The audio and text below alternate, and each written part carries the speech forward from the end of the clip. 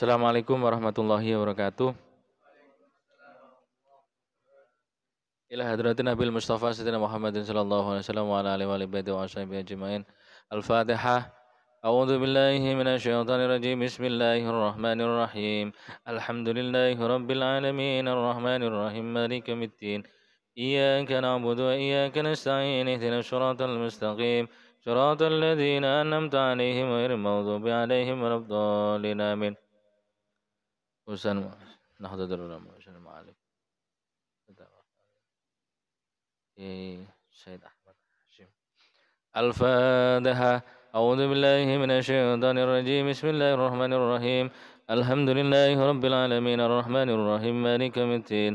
Iyyaka na'budu wa iyyaka nasta'in ihdinas siratal mustaqim. Siratal ladzina an'amta 'alaihim ghairil maghdubi 'alaihim waladdallin. Amin. Aba'ana Muhammad. Syekh masyikhina. Al-Fatihah. أعوذ بالله من الشيطان الرجيم بسم الله الرحمن الرحيم الحمد لله رب العالمين الرحمن الرحيم مالك يوم الدين إياك نعبد وإياك نستعين اهدنا الصراط المستقيم صراط الذين أنعمت عليهم غير المغضوب عليهم ولا الضالين آمين. Kita lanjutkan di hadis ke-36. Ini menerangkan tentang keistimewaannya Nabi Dawud. Kalau sampean biasanya yang suka puasa Dawud, dalilnya ini. Puasa Dawud itu satu hari puasa, besoknya iftar, besoknya lagi puasa, berbuka. Terus itu, kayaknya gak ada ini, berat. Dalilnya ini, Rawahul Muslim, sahih ya. Rahim Muslim, jadi ini sahih. Kalau misalkan panjenengan nanti mau puasa kayak Nabi Dawud, dalilnya ini boleh gitu ya. Ahabu sholati utawi dan temeni apa salat ilallahi munggi Gusti Allah taala iku salatu Dawuda, salate Nabi Dawud. Wahabu syami utawi luwih dan temeni poso ilallahi munggi Gusti Allah iku syamu Dawuda posone Nabi Dawud. Wa kana lan ana iku yanamu turu sapa Nabi Dawud nisfal lail ing separo wengi wa yakumu lan jumeneng salat sulusahu ing dalem sepertiga malam gitu ya. Wa yakumu lan jumeneng atau salat sulusahu ing dalem sepertiga lail wa yanamu lan turu setelah salat itu ketiga wayanamu sudusahu wayanamu lan turu sapa Nabi Daud sudusahu ing 1/6 lail. Waya sumulan poso sapa Nabi Daud yauman ing dalem dina wa yuftiru lan mokel atau berbuka sapa Nabi Daud yauman ing dalem dina. Hadis ini menerangkan keutamaannya Nabi Daud ya. Bukan berarti tidak perlu begini. Berarti lebih utama Nabi Daud daripada Kanjeng Nabi, tidak. Nabi itu punya keistimewaan. Salah satu Nabi Daud. Nabi Ibrahim nanti punya keistimewaan, Nabi Isa punya keistimewaan, Nabi Musa punya keistimewaan gitu ya. Nah, kebetulan yang hadis ini membicarakan tentang keutamaannya Nabi Daud. Apa keutamaan Nabi Daud? Yaitu adalah wa kana yanamu nisful lail. Nabi Daud itu setengah lail, separuh itu tidur dulu, tidur. Setelah itu sepertiga malam itu bangun. Sepertiga malam berarti piro ya ngitungnya supaya sampeyan ngitung dhewe lah ya. Pakai malam itu sepertiganya untuk beribadah. Ini yang sebenarnya di Kanjeng Nabi itu sholat malam itu. Kalau kita di ajarannya Nabi Muhammad adalah qiyamul lail. Bisa tahajud, bisa apa ya? Qiyamul lail ya bangun malam itu. Bisa sholat tahajud, bisa sholat hajat, bisa sholat tasbih dan seterusnya. Yang kira-kira kita bicarakan yang pertemuan sebelumnya itu. Maka ini yang dimaksud oleh Allah, sholatnya yang dicintai oleh Allah itu. Dan di Islam juga sama, di Nabi Muhammad juga sama, yaitu adalah qiyamul lail. Di Al-Quran juga dijelaskan kalau kita pengen derajatnya tinggi, pengen mulia dunia dan akhirat, maka lakukanlah tahajud. Bangun malam. Kalau sampean bisa bangun malam, bisa tahajud, insya Allah dunia dan akhirat akan diberikan kemuliaan. Itu janji Allah, bukan janji Nabi. Tapi janjinya Allah kalau orang mau bangun malam, sholat tahajud, dijamin akan mulia dunia dan akhirat. Enak sebenarnya. Jadi orang-orang alim itu kan tidak pernah risau hidupnya. Karena tahu kunci-kuncinya itu. Keyword-keywordnya itu tahu. Maka orang alim-alim itu kan relax gitu, santai gitu ya. Walaupun bangun pesantren, bisa jadi utang, banyak utangnya, relax saja. Tidak ada masalah. Karena Allah pasti akan mencukupi semuanya itu. Kalau teorinya saya kira kita sudah punya lah. Panjenengan kita semua ini secara teori saya kira sudah punya. Tinggal kita prakteknya kapan itu aja sebenarnya. Ya uji cobanya kapan itu. Tinggal itu saja, secara teori selesai lah saya kira ya. Maka perlu kita mempraktekkan ini. Teorinya sudah tahu, bangun malamnya yang terkadang masih belum istiqomah. Kadang-kadang bangun, kadang-kadang tidak. Sampai itu banyak bangunnya atau banyak tidaknya kira-kira. Kalau malam itu. Apalagi pas hujan-hujan gini ya. Bangun ke kamar mandi paling enggak ya. Bangun, tapi kalau sampai bisa istiqomah ini ya. Tahajud ini. Dahsyat serius. Serius itu. Yang kemarin kita bicarakan itu loh. Kalau orang itu mau menanam ketika masih muda, dia akan memanen ketika masa tuanya. Jangan sampai sudah tua sih nanem gitu. Orang seharusnya sudah memanen. Yang kemarin kita bicarakan itu. Maka saya kira apa yang keistimewaannya Nabi Daud ini saya kira juga diajarkan di dalam ajarannya Nabi Muhammad dan itu bisa kita lakukan. Yaitu adalah bangun malam, qiyamul lail. Apalagi setelah ini kan puasa Ramadan. Bisa ini kalau bisa ini ya, kalau bisa ini. Kalau bisa puasa Ramadan itu tidurnya dikurangi. Tidurnya dikurangi. Ya. Sampean puasa itu berat enggak sih? Enggak ya? Kalau saya lihat biasa makannya kan sekali sehari. Jadi puasa bulan Ramadan ini kan apa? Bulan yang rajanya bulan atau apa ya? Syahrul, pokoknya bulan yang istimewa lah, intinya gitu ya. Bulan yang istimewa. Kalau kita menunggu betul bulan Ramadan kita ketemu, terus kita ketemu kok sama dengan hari ini, saya kira kok rugi kita. Saya itu sudah punya planning walaupun nanti nggak tahu apakah itu terlaksana atau tidak, yang penting saya punya niat. Puasa harus begini gitu. Mengurangi yang agak-agak duniawiah lah, ini kira-kira apa kira-kira. Karena Ramadan itu dahsyat. Kenapa?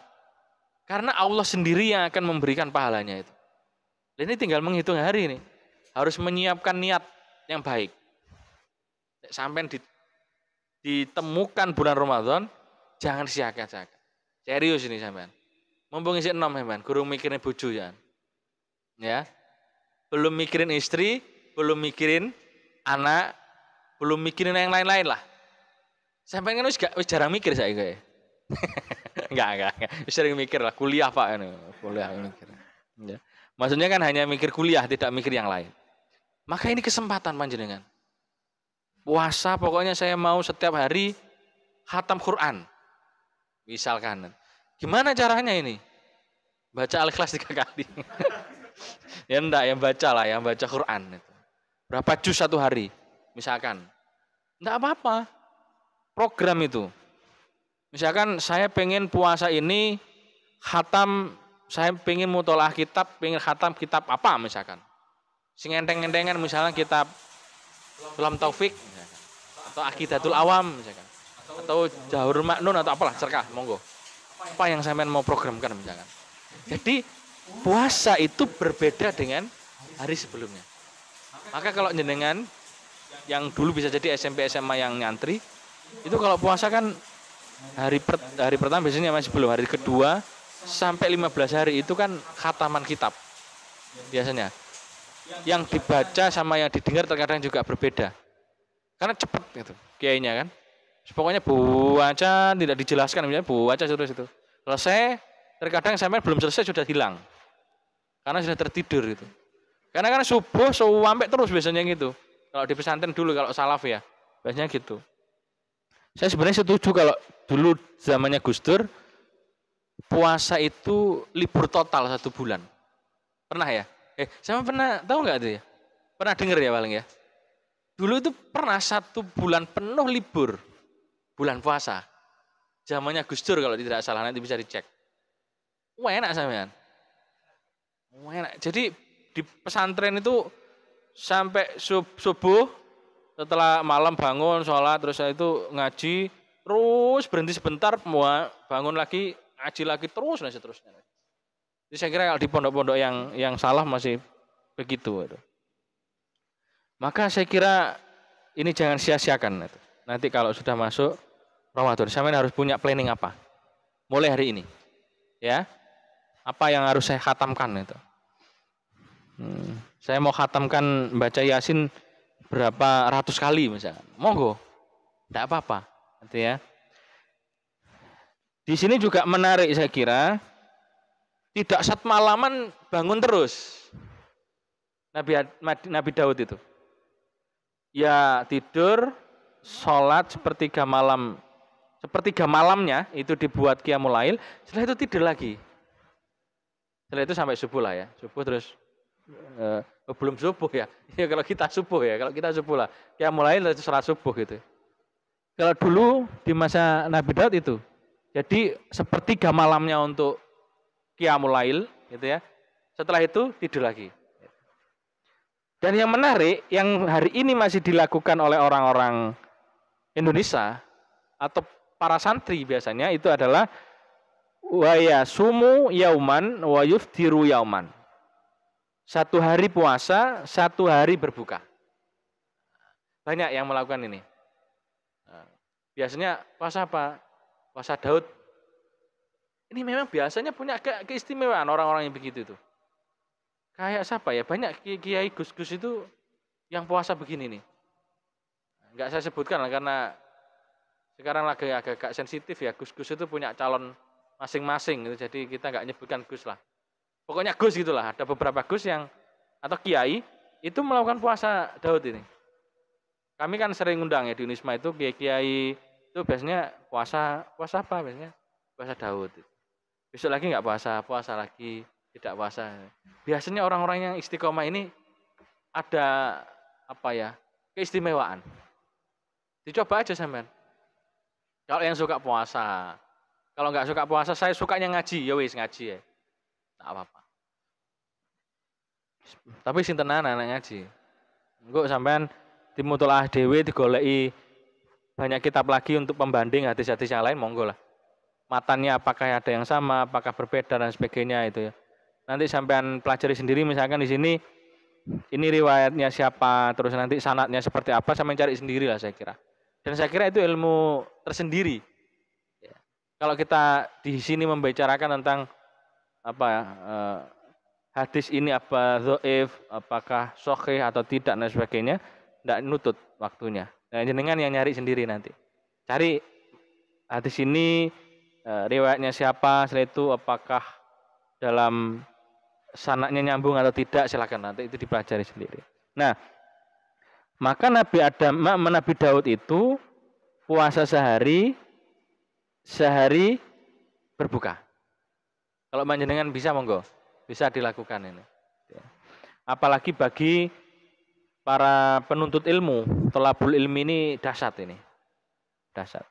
Nanti ada hadis juga yang rupanya Allah itu suka perut ini tidak terlalu kenyang. Tidak terlalu penuh badan kita ini. Perut ini. Kalau terlalu kenyang, biasanya orang itu kalau perutnya terlalu kenyang, itu kalau diajak mikir angel. Enggak nyambung kalau diajak mikir itu. Diajak ngaji ini begini itu kayaknya lihat saya sudah 4 itu. Karena sudah ngantuk apa itu. Oleh karenanya kalau sampai di pesantren terus makannya tidak banyak, memang itu benar. Harus tidak banyak makannya. Kalau makannya banyak bukan di pesantren namanya. di kos-kosan itu. Ya. Jadi kalau jenengan di sini misalkan makannya kok agak enggak teratur misalkan ya, misalkan saya enggak tahu ya. Apakah jenengan sangat teratur atau seperti apa? Kalau pengalaman kami kan enggak teratur makan di pesantren itu. Kadang-kadang sahur, kadang-kadang makannya hanya pas maghrib, dulu karena pondok salaf ya. Ini enggak teratur, tapi enggak pernah sakit. Saya itu hampir 6 tahun enggak pernah sakit di pesantren itu. Tapi setelah kuliah, makan mie itu sakit. Saya nggak ngerti dasar pesantren itu. Jenengan kalau di pesantren gini makan mie, biasanya nggak sakit. Tapi nanti kalau sudah nikah, punya istri itu ya, makan mie biasanya juga nggak enak di perut. Nah ini nggak tahu itu apa ya yang menyebabkan itu. Ini yang hadis ke-36 ya, saya kira penting untuk kita ambil ibroh gitu ya, ambil pelajaran apa yang dilakukan oleh Nabi Daud. Yang ke-37 ini membicarakan tentang kalam atau ucapan yang dicintai oleh Allah. Ahabul kalami utawi dan senengi apa kalam ilallahi munggu Gusti Allah iku ayakula lamun ngucap sapa al abdu kaula, kita ini ya, umat ini kaula subhanallah wa bihamdi. Ing lafat subhanallah wa bihamdi. Lah ini dasar nih.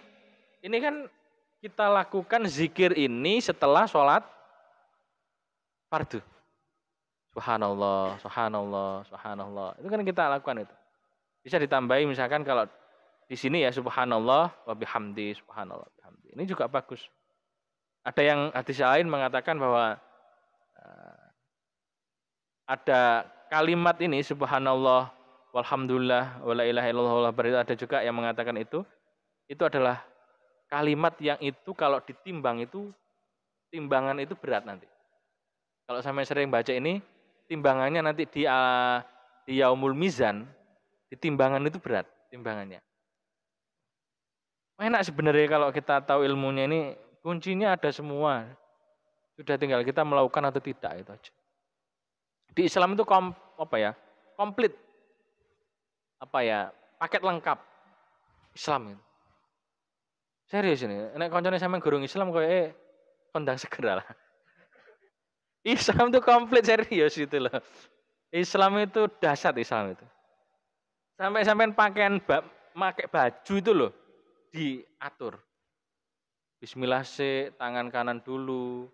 Mau masuk ke kamar mandi, kaki kiri dulu, keluarnya kanan. Sampai sebegitunya Islam itu. Sampai makan jangan sampai banyak-banyak, pakailah puluhan 3 jari walaupun agak angel ya kalau makan rawon ya. Misalkan ya makan kurma bisa lah ya. Ya yang maksudnya itu adalah kenapa kok 3 jari? Maksudnya adalah biar kita tidak terlalu banyak. Terlalu makan kalau terlalu cepat tuh ya. Itu sampean enggak makan sendiri tuh. Ada yang nemeni itu. Ya, ada yang nemeni makan itu.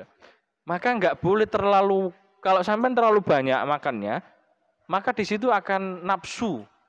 Ya, tidak hanya kebutuhan saja tapi nafsu yang akhirnya menjadikan sering sakit biasanya begitu. Maka Islam udah salah pokoknya. Terus pokoknya sing durung ndang lah pokoknya. Nah, subhanallah wa bihamdih. Ini isi daripada kalam ini adalah mensucikan Allah. Kalau kita tarik di dalam kehidupan kita ini, dalam diri kita, ketika kita sudah mengucapkan subhanallah, maha suci Allah, maka seharusnya diri kita ini juga berusaha untuk suci. Kalau zahir gampang, sampai mandi, sampai pakai sabun, pakai sikat gigi, sama sudah selesai. Terus pakai minyak wangi itu ya, itu sudah wangi sampean, sudah bersih lah. Ada satu pertanyaan saya dulu tuh tidak bisa jawab. Kenapa orang yang mandi, yang sudah bersih, tapi kalau mau sholat tetap wudhu? Saya nggak ngerti kenapa ini. Mandi, itu kalau logikanya kan sudah kena air semua nih. Kenapa ketika mau sholat harus tetap bersuci? Nah, di situ ada apa ya bahasanya, ada sir-sir tersendiri tentang bagaimana bersuci itu sebenarnya. Bersuci itu apakah hanya sebatas jawari ini, sebatas anggota badan ini, apakah lebih mendalam daripada itu untuk membersihkan ini, mensucikan ini. Kalau saya pahami bahwa kita tidak akan pernah mungkin ketemu dengan Allah yang Maha Suci kalau kita dalam kondisi tidak suci. Atau bahasanya begini, ada yang menentang, bagaimana orang-orang yang pendosa, Pak? Orang-orang pendosa ketika dia mau bertaubat itu dicintai oleh Allah. Innallaha yuhibbut tawwabina wa yuhibbul mutatahhirin. Suka gitu loh. Yang penting jangan dalam kondisi bermaksiat. Tidak mungkin dalam bermaksiat itu akan mengingat Allah, sangat tidak mungkin. Misalnya sampean kok anak muda itu kan problemnya dengan perempuan. Ya, nggak mungkin sampean problemnya itu karena utang, jarang lah. Ya ada sedikit tidak banyak, tapi problem maksiat panjenengan itu adalah dengan perempuan. Misalkan sampean berdua dengan perempuan, makan bareng saja misalkan itu. Ya, makan bareng, makan bakso misalnya. Terus ngobrol-ngobrol. Bisa jadi di situ panjenengan itu sudah melupakan Tuhan. Mengapa? Karena memandang wajah dia yang begitu mempesona misalnya. Ini kan juga membuat kalian lupa dengan Tuhan. Tidak mungkin di situ sampai ingat Tuhan, itu jarang lah. Misalnya saya berdua dengan perempuan terus, ya Allah, ya jarang lah. Ya Allah, itu ciptaan panjenengan memang dahsyat itu. Ya Allah. Subhanallah, ini sangat jarang lah. Subhanallah, Maha Suci Allah. Enggak mungkin lah saya kira. Nah, tidak mungkin bermaksiat itu juga dalam kondisi ingat Allah itu sangat tidak mungkin. Atau sangat jarang lah. Pasti ingatnya itu setelah melakukan kemaksiatan. Biasanya begitu. Kalau Allah masih memberikan cahaya. Kalau Allah itu masih memberikan nur di dalam hatinya. Paling gowetun aku mau kok ndumik tangane si perempuan, ya Allah. Astagfirullah, astagfirullah. Meneh dibaleni meneh. Ya akhirnya ya wis bolak-balik ae. Nah, maka menurut saya sih saya sering nyampaikan ini. Ketika kita sudah mengucapkan subhanallah, maka jawari ini, anggota badan ini, sampai hati ini, sampai aliran darah kita itu betul-betul hanya Allah.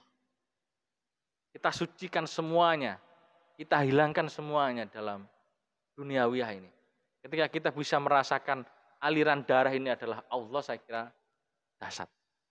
Sampai akan betul-betul merasakan kehadiran Allah. Tidak mungkin kita akan melihat dengan mata zahir kita. Tidak akan mampu. Kita punya sejarah Nabi Musa yang menginginkan mengetahui wujud Allah, rupanya tidak mampu, gunung hancur. Tapi kita mampu bisa mengetahui, merasakan kehadiran Allah dengan hati yang suci. Ya ini ya kita pelan-pelan gitu ya. Ini kapan-kapan nanti kita lanjut kalau membahas tasawuf lah ya. Nah, yang berikutnya adalah wa bihamdih, dan memuji kepada Allah. Kalau kita sudah memuji Allah itu, apa yang kita rasakan hari ini tidak ada yang kurang dalam hidup ini. Enak ini teorinya. Teorinya enak disampaikan ini.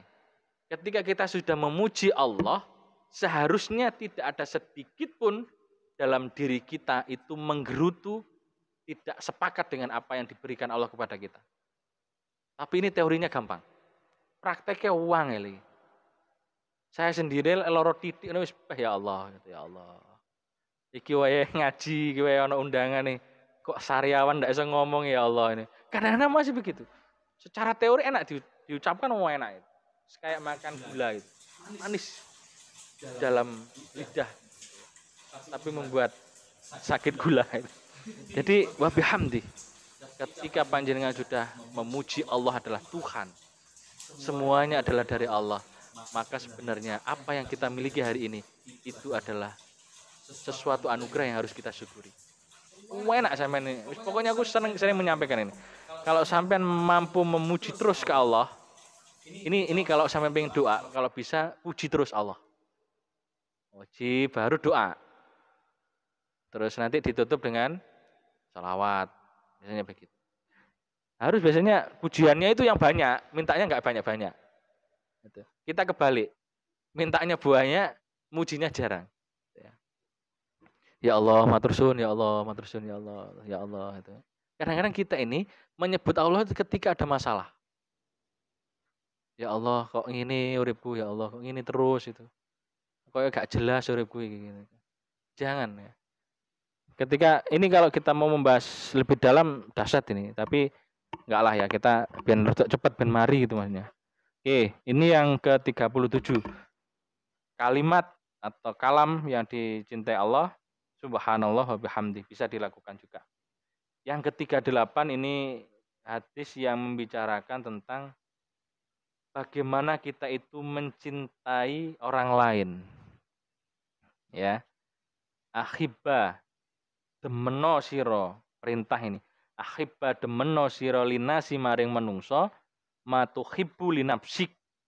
Matuhibbu linafsika. Ingkang apa?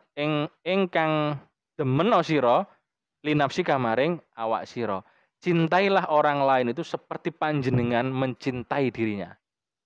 Nah, kalau konsep ini dilakukan, tidak ada yang apa ya, engkel-engkelan, gegeran, sampai pukul-pukulan, itu tidak ada. Konsepnya adalah mahabbah. Konsepnya adalah cinta. Kalau sesama orang-orang yang sama-sama mencintai, di situ tidak akan pernah ada dusta. Orang yang sama-sama mencintai, di situ tidak ada pernah perselisihan. Tapi yang ada adalah saling mencintai. Ini hadisnya jelas. Ahibbalin nas matuhibbul nafsika. Cintailah orang lain, manusia itu seperti orang lain atau manusia lain itu seperti engkau mencintai dirimu. Kalau sampean itu dipukul sakit, jangan pernah memukul orang lain. Kalau sampean misalkan mandi itu lama itu ya, bersihkan itu ya, ya jangan pernah kita ngotori orang. Gitu. Kalau kita itu nggak suka dicaci maki, berarti kita nggak boleh mencaci maki orang lain. Ini konsep ini kalau kita terapkan di dalam kehidupan kita, saya kira kok hidup ini yo enak gitu loh. Damai itu ya, sejuk, penuh apa ya, keharmonisan itu. Wah, enak ya. Memang lek maca kitab mulono ngene iki enak lek ngomong, Bang. Lek ngelakoni enggak ero. Rawahul Bukhari. Enggak perlu diperdebatkan isinya. Kalau sudah Rawahul Bukhari enggak perlu kita perdebatkan. Maka cintai orang lain seperti engkau mencintai diri panjenengan sendiri. Maka kalau di sini dilakukan, berarti kita harus selalu saling mencintai. Beres insya Allah. Ada temannya yang butuh, kita bantu. Ini ada menarik, nanti terakhir hadis yang kita bicarakan malam ini. Kalau ada temannya ngutang, sampai kasih utangan. Jangan sulit memberi utang. Tapi kalau sampai ngasih yang diberi utang, itu harus juga gampangan untuk nyaur utang. Ojo mek gampang ngutangi, tapi sulit mengembalikan utang. Hutang itu nggak boleh. Ini nanti dibahas juga. Kita lanjutkan di hadis ke-39. Ini membicarakan bagaimana kita itu berbakti kepada orang tua. Ikhfat ngrekso sira wida ing kekasih abika bapak sira lan taktohu ojo taktohu apa megot apa megot ya bahasa anunya memutus ya la taktohu ojo megot ojo mutus sira ing wid ing kekasih bapak mau fayut fiu mongko mateni sapa Allah Gusti Allah nura ka ing nur sira. Nah, hadis ini membicarakan tentang bagaimana seorang anak itu berbakti kepada orang tua. Salah satunya adalah untuk selalu menyambung silaturahmi dengan temannya bapak, temannya ibu. Sering beberapa kali kan Gus Baha itu diundang mau diundang kalau ada sanad keluarga darah. Kedua, kalau koncone bapake. Beliau melakukan ini, menjalankan hadis ini. Jadi kalau jenengan misalkan ada bapaknya temennya itu ya, sambung itu. Misalkan abahnya sudah meninggal, sambung silaturahmi dengan teman-temannya bapak itu. Ini hadis dan tidak perlu kita diskusikan Rawahul Bukhari masalah. Maka jangan memutus silaturahmi dengan teman-temannya bapak. Siapa tahu secara dohir kalau kita menyambung ketika panjenengan gurung kerja, siapa ngerti dikek kerja ambek dulure koncone bapak. Kan kita nggak tahu. Ini silaturahmi harus dibangun lah. Itu bentuk bagaimana kita itu berbakti kepada orang tua. Jangan sampai kita itu memutus silaturahmi dengan teman-temannya bapak atau teman-temannya itu. Itu biasanya kalau dari zuriyah kiai-kiai itu dahsyat ini, biasanya dijaga betul itu. Yang hadis ke-40 ini membicarakan, ini sebenarnya hampir sama dengan hadis yang ke-37, cuman ada tambahan. Ahabul kalami ilallah ta'ala arbaun. Ada 4 kalam yang dicintai oleh Allah. Subhanallah, yaitu lafaz subhanallah, walhamdulillah, lafaz alhamdulillah, wala ilaha illallah, lan lafaz la ilaha illallah, wallahu akbar. Ini dahsyat ini. Memang kalimah-kalimah yang saya kira dahsyat. La yadzuruka bi ayyihinna badakta. Silakan sampean mau yang mana dulu? Yang ngawali yang mana boleh? Mau yang subhanallah dulu atau alhamdulillah dulu atau la ilaha illallah, monggo silahkan. Ini tidak ada masalah. La yadzuruka bi ayyihinna badakta. Maka ini juga kalam-kalam yang dicintai oleh Allah, disukai oleh Allah itu ya. Subhanallah walhamdulillah wala ilaha illallah, ini dahsyat. Lafaz la ilaha illallah itu kalau kita mau betul-betul kita bedah itu apa ya? Sekujur tubuh kita itu seakan-akan kita itu tidak punya jasad ini. Karena satu titik nanti ketika membicarakan la ilaha illallah itu, apa yang ada dalam diri kita hari ini, apa yang kita miliki hari ini, jasad ini, semuanya yang ada pada diri kita itu hanya milik Allah. Maka ketika sudah mentafakuri tentang la ilaha illallah, tiada Tuhan selain Allah, ketika dikatakan tiada Tuhan selain Allah, maka di situ tidak ada yang lain. Yang ada hanyalah Allah. Yang wujud hanyalah Allah. Maka kita semua sebenarnya itu tidak ada. Yang ada itu hanyalah Allah. Kalau kita mau memperdalam ini dahsyat sekali. Sampai dalam satu titik kita akan mengatakan bahwa sebenarnya saya itu tidak ada. Tidak tak lanjut nih, nanti biar tidak ada masalah. Ya, nanti ada Ibnu Arabi macam-macam lah, ada pemikir-pemikir yang dahsyat tentang itu. Imam Ghazali tentang konsep bagaimana wusul ilallah misalnya. Konsep para tasawuf untuk bagaimana betul-betul merasa hadirnya Allah itu. Sampai ada satu ulama yang itu dalam kondisi yang ngeflare lah bahasa sekarang itu. Ngeflare bahwa yang ada itu hanya Allah itu. Dia tidak ada. Nah, tapi ini perlu pendalaman ketika kita membicarakan la ilaha illallah. Maka orang yang sudah dalam tahap itu ketika berzikir la ilaha illallah, maka sebenarnya selesai semua. Enggak ada dirinya itu. Tapi awake dhewe kan enggak ngono. Awake dhewe kan la ilaha illallah wis biasa, wis koyo enggak ngerasa gitu aja. La ilaha illallah, la ilaha, pala bawa banter-banteran ini ya enggak boleh juga, enggak apa-apa. Enggak apa-apa, la ilaha illallah, la ilaha. Sing sampean pas-pas ini kan kepalane la ilaha. Ya apa-apa. Saya juga termasuk yang ikut thariqah lah, enggak apa-apa. Maka kalau berbicara tentang la ilaha illallah, ini bisa merinding betul kita bicara tentang tiada Tuhan selain Allah. Kalau kita sudah mancep neng hati nih, mancep neng hati apa? Itu sudah mancep ke hati kita betul. Dalam hati kita ini, di hati ini tidak ada yang lain hanya Allah. Maka itu sudah masuk tingkatan yang tertinggi. Kalau kita bisa. Tapi kan sulit kita. Wong sholat itu loh, sholat itu kan kita menghadap Allah. Tapi rupanya dalam sholat pun hati kita tidak terisi Allah. Ini kan ya nggak tepat ya. Kita sholat itu adalah as-sholatu mi'rajul mu'minin. Sholat itu adalah mi'rajnya orang yang beriman. Kita, orang yang beriman, mi'raj kita bisa bertemunya dengan Tuhan, dengan Allah itu adalah dalam kondisi sholat.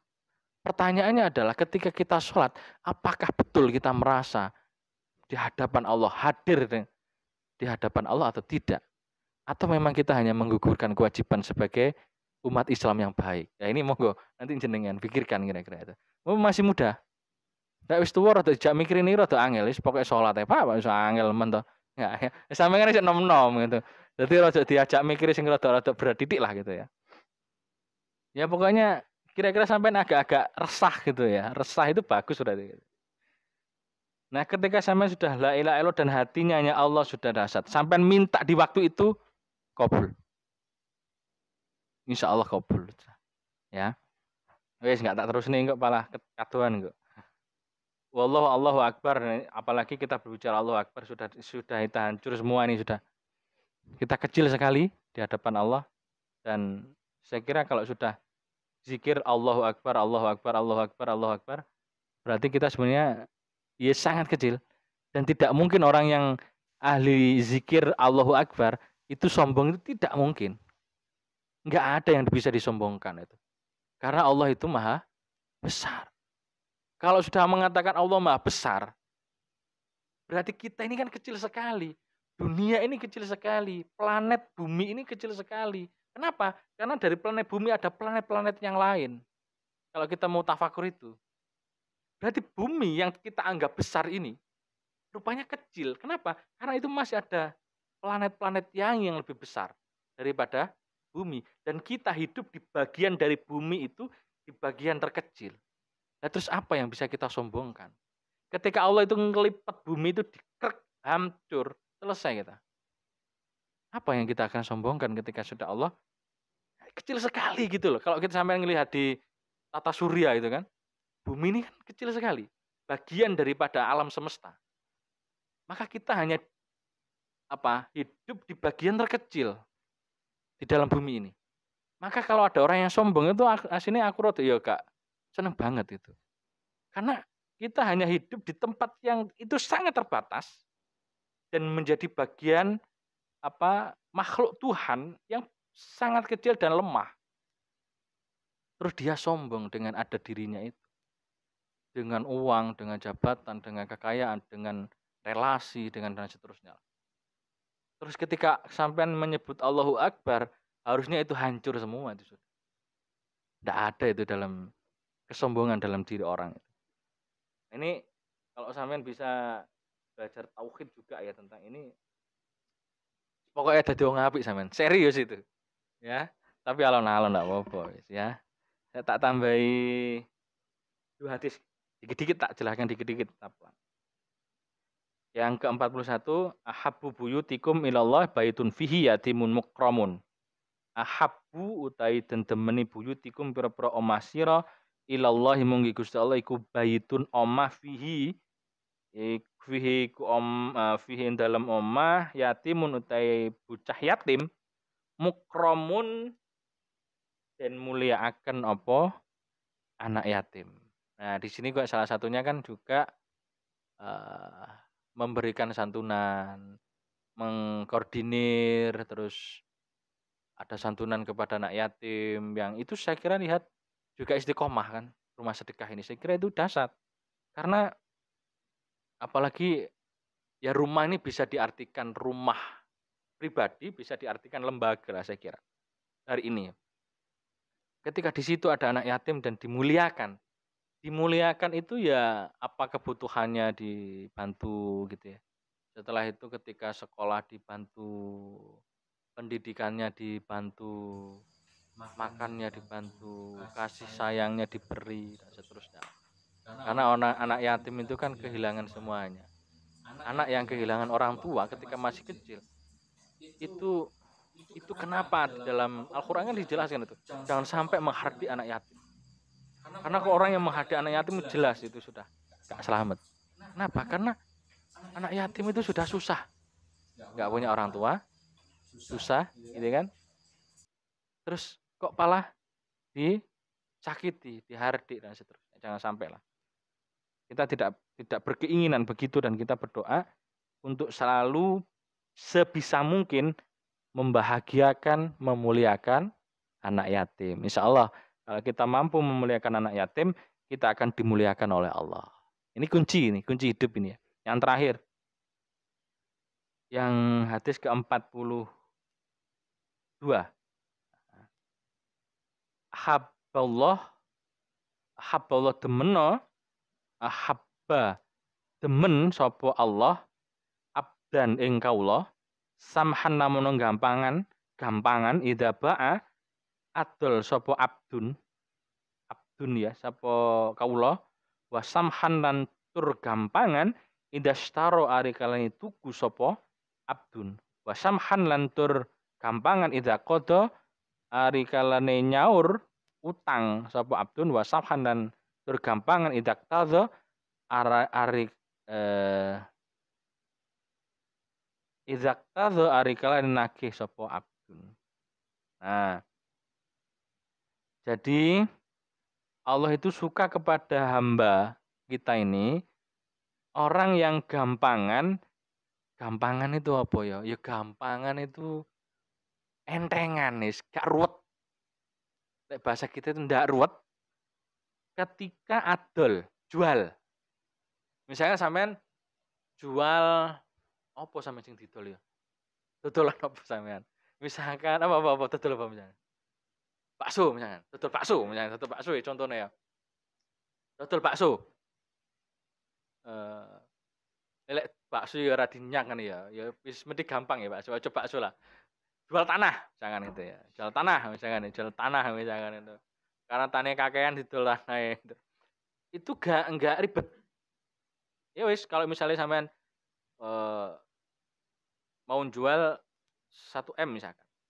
Ya wis kalau ada orang yang menawar 1 M dan cocok sudah sama-sama sepakat ya sudah gitu. Enggak usah ribet. Wah ini kayaknya sudah hapusi gitu, tak ada 1,5 M misalkan. Enggak usah wis. Sing gampang elek dodolan. Ya. Ini saya lihat, ini enggak tahu nanti bisa didebatkan. Monggo yang online juga boleh debat. Gue pengen dijawab Mas Burhan itu. Sing debat misalnya gini. Saya itu gini, mempelajari konsep dagangnya orang Cina dengan sebagian orang Jawa. Sebagian loh ya. Nanti kalau sing protes ya ora kabeh wong Jawa ya, enggak, ini sebagian. Itu biasanya orang Cina itu kalau jualan itu sing penting dapat laba sedikit tapi terus daripada dapat laba sekali banyak tapi setelah itu nggak mau ke situ lagi yang beli.